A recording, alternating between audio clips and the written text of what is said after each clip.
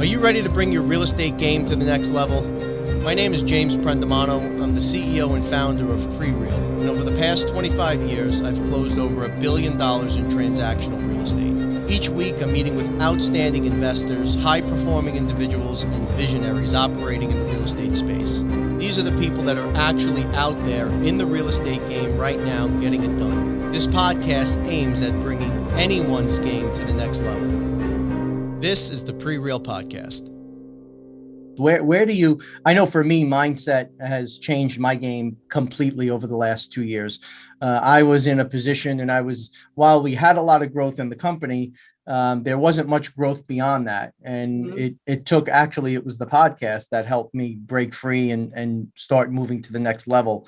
Are there any books or any references you can point to that are good places for people to start as they explore their why and they start to explore what the mindset really means for the individual? Yeah. So I did a whole list on this, and I'll give you that list for the notes too. But Awesome. One that's right off the top of my head, and it's a little bit more advanced. It's not a very first one, but if you've been doing all the right things, you need to figure out like what is the next step for you. Look up The Art of the Impossible. This is, the whole idea of Malcolm Gladwell's idea of you need 10,000 hours to be an expert.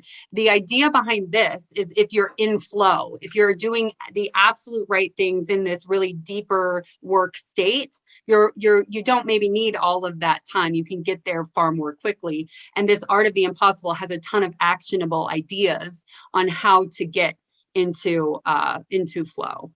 And I want to say one thing about this financial freedom and leaving your day job thing. I'm a single mom of a 5-year-old. It's all me. So like I'm also super empathetic of guys who have a stay-at-home wife and 3 kids, and like that idea too, like my palms sweat thinking about it. So, I kind of came up in this multifamily world with people that were looking for syndications.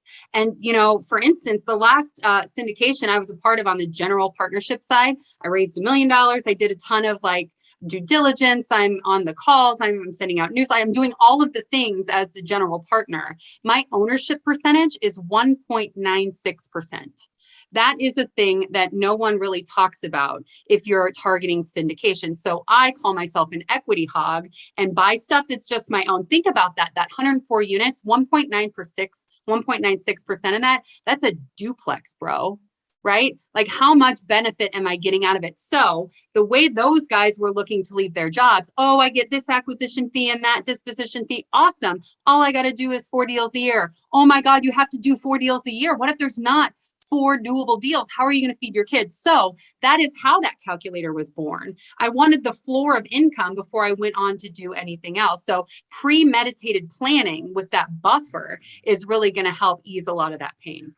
So let's talk about that for a minute, because it's something that a lot of people are not talking about, right? So you see these Instagram investors and a lot of them are wildly successful. Don't get me wrong, but there is another side of the business where I own 3,000 units, I own 5,000 units, I own 8,000 units.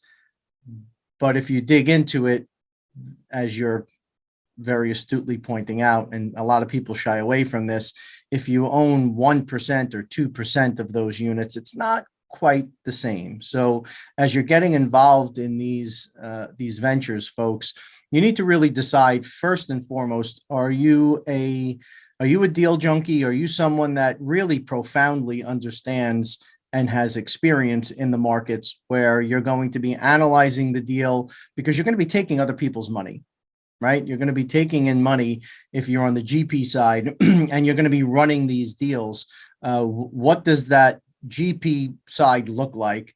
And what percentage of the deal are you owning?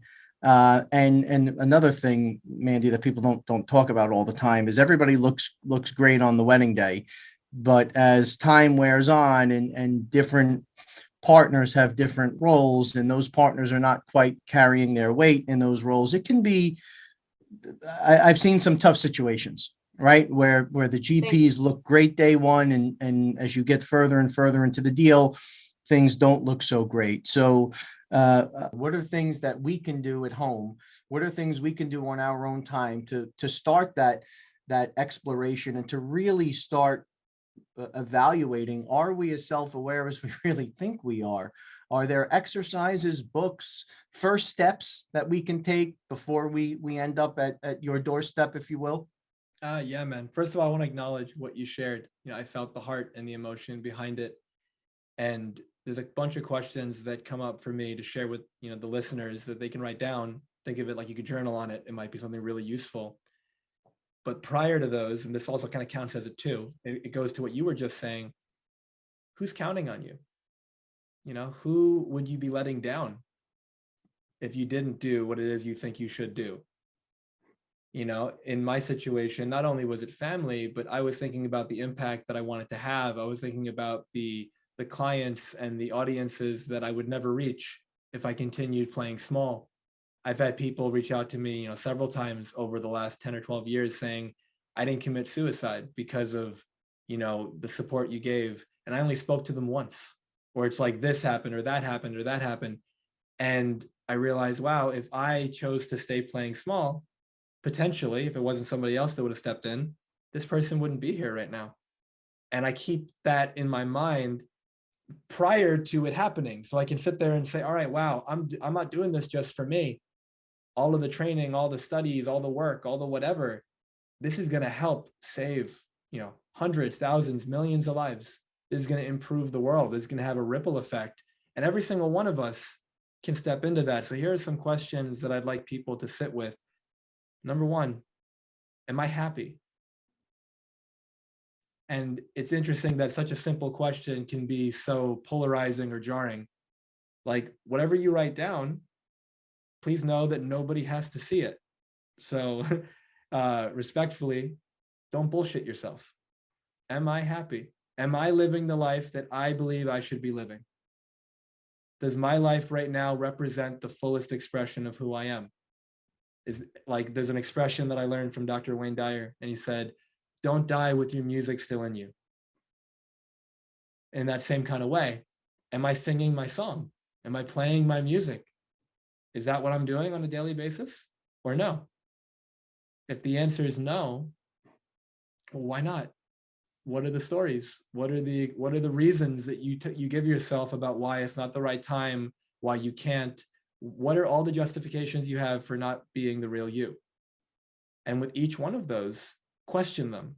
Is that really true? Is there another way I could look at this? And this is oftentimes kind of where people come to see me, because they think, yeah, it's really true. But it's because they're so locked into seeing their world in a certain way. There's an expression, we don't see life the way that it is, we see life the way we are. Because everything that you experience in life is coming from you. It's coming from your five senses, and it's coming from your thoughts, and all that's in you. So life is expressing something. Right now, you and I are speaking. I'm seeing you over Zoom right now, but I'm not really seeing you. I'm just seeing like lights hitting my eye, and then there's a picture of you in my head, and my eyes projected out, right? So, and not to be too technical about it, but then let's say you're really happy. Someone else is really depressed. Someone else is really excited. Why? Not because of what's happening around them, but because of how they're representing it to themselves and the meaning they're creating about the situation in their head. Because if somebody says, hey, James, I am so sad right now, and you say, why is that? And they say, because it's raining. There's someone else down the street who says, James, I am so happy right now. I'm so excited. And you say, why? And they go, because it's raining. It's not the rain. It's how we relate to the rain. It's not COVID. It's not the person passed away. It's not like this. If this is true, it has to apply in every situation. And it does. It's not the economy collapsed. It's what are we making that mean? Am I making it mean we're screwed? I'm hopeless. I'll never recover from this. This is the end for me. Or is it an opportunity? Is it a learning experience? Is it an experience to challenge myself to grow? Is it, hey, I lost my job, but I really didn't like this job to begin with, and I've been afraid to start my own thing, and now I can kind of do that. Very often I find that we look at our lives, and right now there's certain things in our lives that we're really happy about.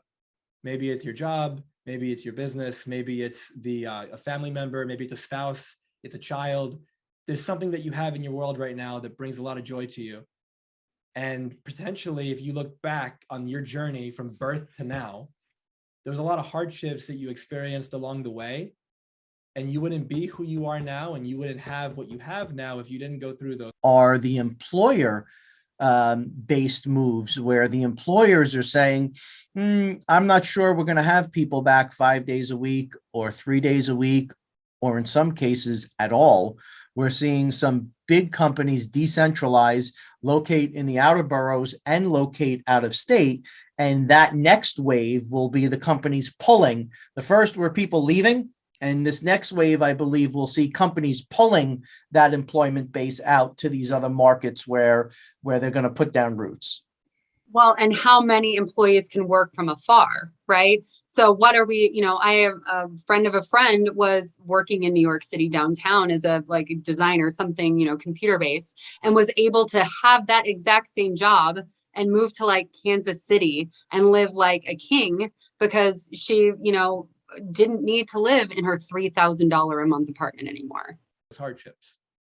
There is not anybody that is hopeless. There is not anybody who can't be helped. Everybody can get where they want to be. It's just they have to have the willingness. They have to have enough desire to say, you know what, I'm ready. I'm ready for a change. Enough is enough. I've been doing this for so long, and I can't go on living this way.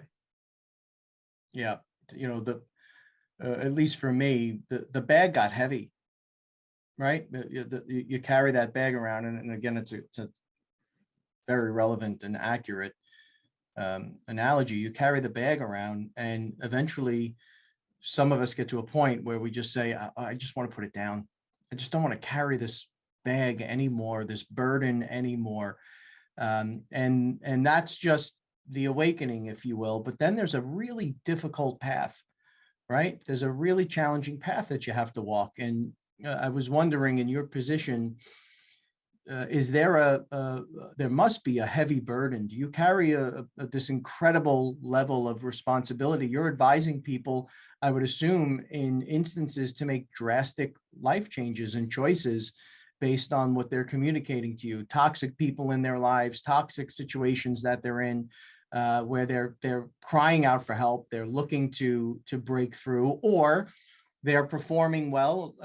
I'm a good example. We've had a lot of success. We've been blessed. We've done really well, but not nearly where I know I can and should be. So for me, a lot of it was about, hey, I'm playing small ball, right? I've been playing small ball. Only small ball, you're doing $50 million deals. It's small ball. There's other things and places where I should be and where I want to participate.